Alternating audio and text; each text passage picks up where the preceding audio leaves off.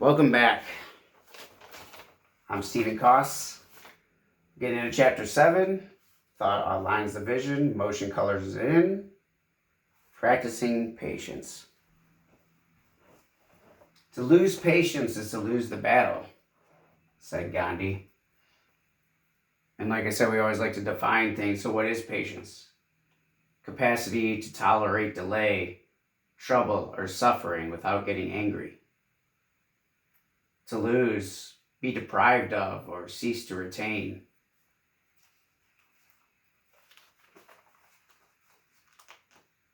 So if we're deprived of our capacity to tolerate, we'll cease to retain the fight.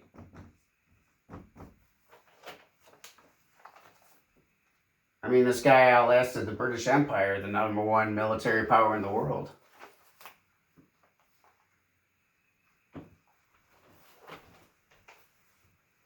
So, practicing patience, I mean, how can one attain this? Because most of the time when you ask somebody, you're like, hey man, how you doing? Haven't talked to you in a while.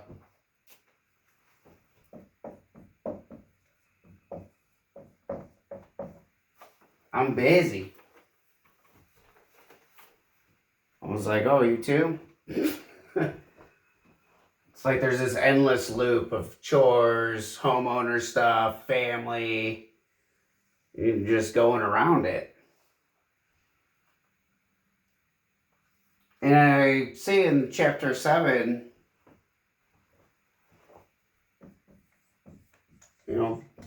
be more wave,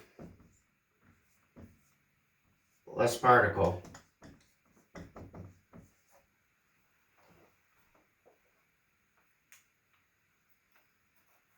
So what does that even mean?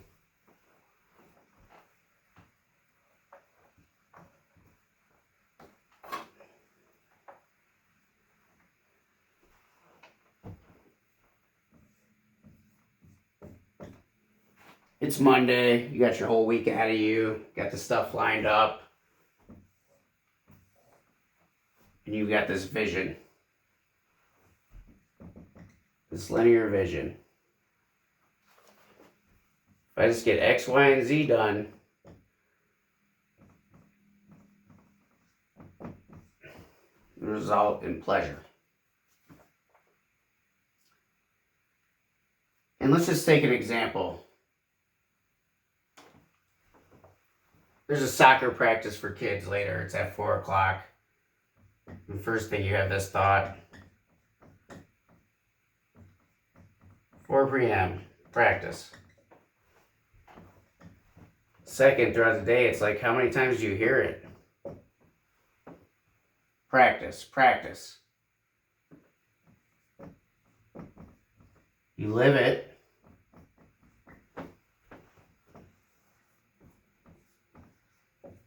On to the next.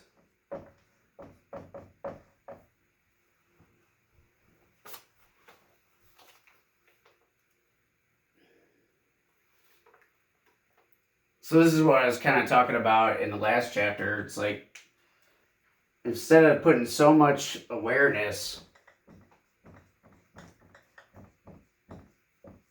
on this stuff, like you're putting way more. That's more of the particle, right? You want to remember it's about the whole. You want to see from up here.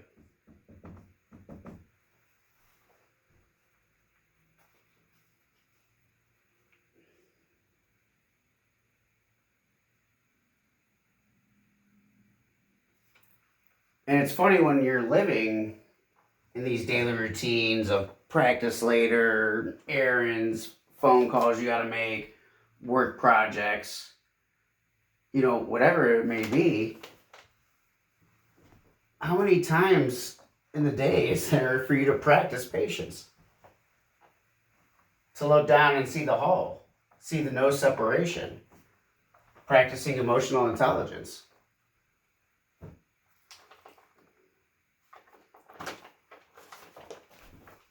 right? You're doing that linear thought process of what you got to get accomplished. And, how many big thoughts are there on the Monday? Let's just say there's 5. They're just blaring. And it's like, why are we giving so much out of our what? 50,000 on a low end?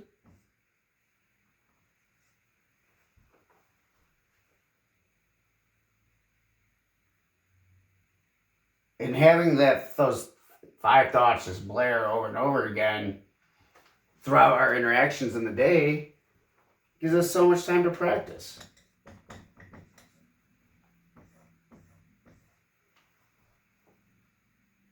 So you just got to flip the script. More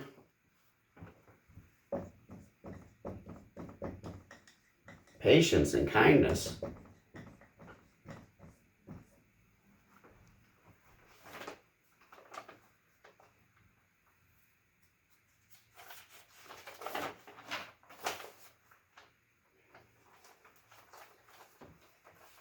So let's take a real world example.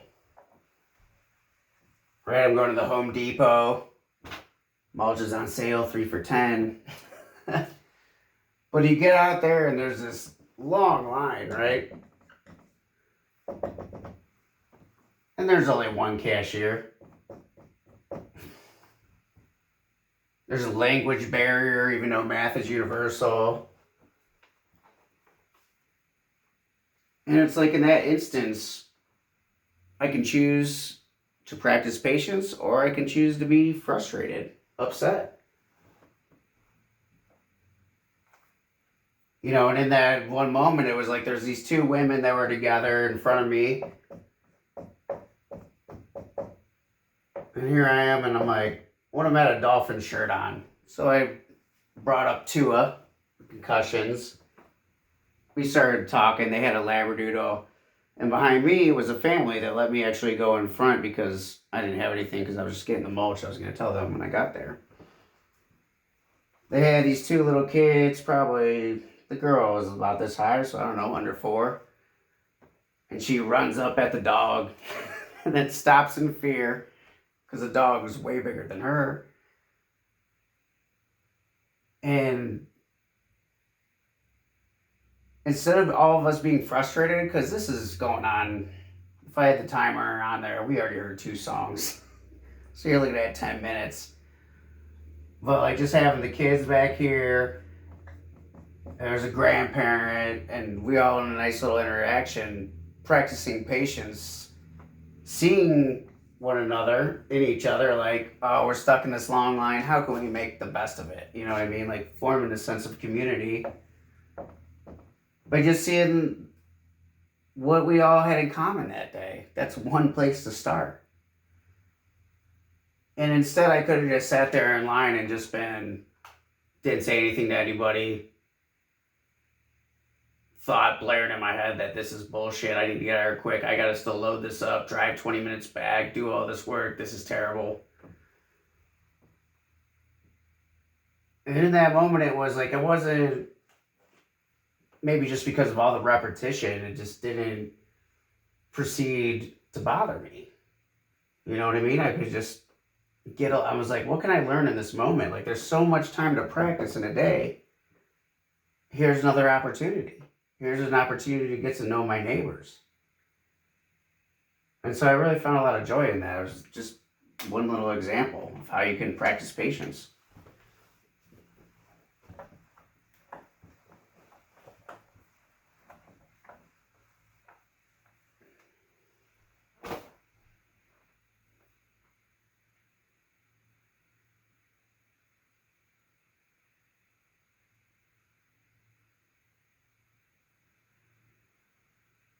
All right, so we have all these opportunities every day to practice patience. And just knowing everything's already perfect. Like, you're stuck in that long line at Home Depot, but you're going to come home and have Wi-Fi.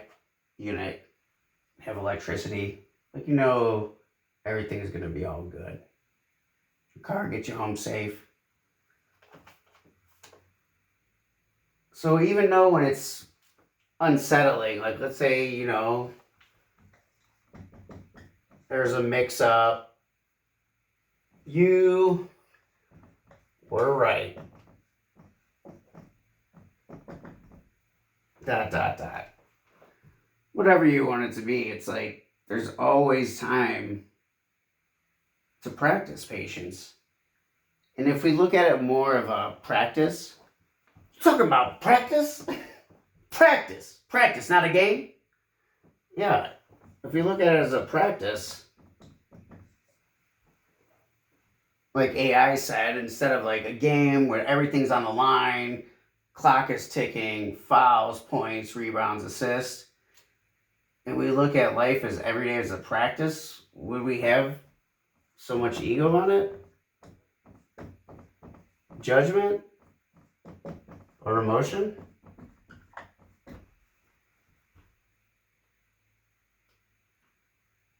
I don't think we would. I think I once read, anything is learnable given enough time. And the author gave an example there, like if you took somebody back from the Roman Empire, Julius Caesar, could you teach them how to use the internet?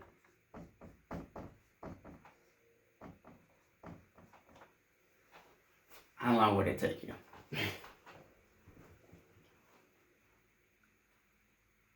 So if we have just some more perspective, again, of the whole, instead of this, we see that there's opportunities everywhere to practice patience.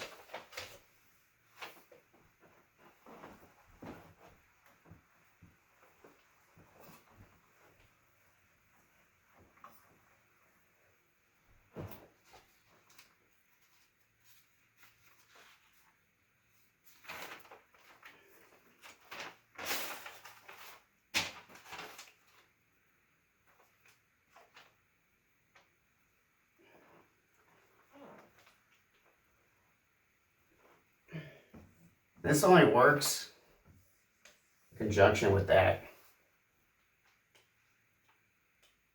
And it's like, why is that?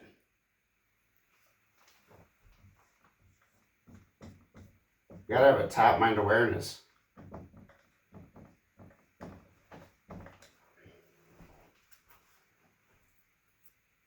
So powerful resource, abundant, super cheap, and you can give it whenever you want.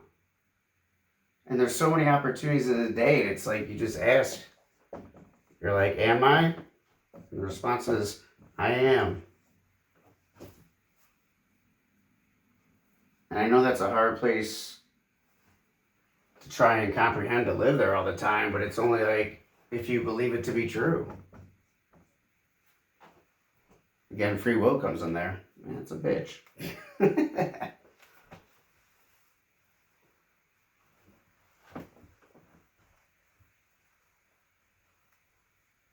But even me, I've had a personal experience recently where somebody said something and described me with the adjective that I didn't like.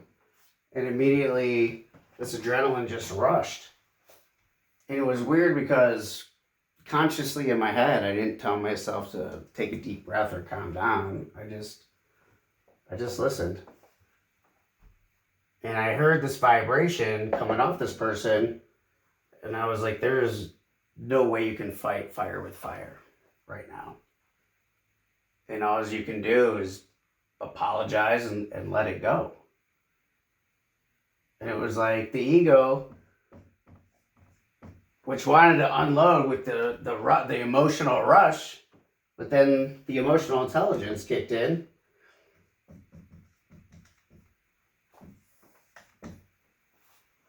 Helping me to practice this without even coherently processing it with my rational mind.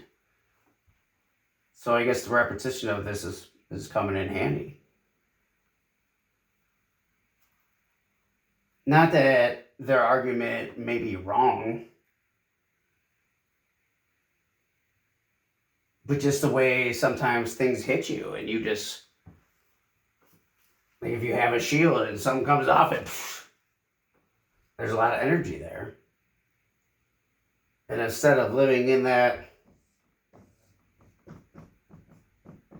XYZ, you can live in the whole, practicing the patience, knowing that there's not separation.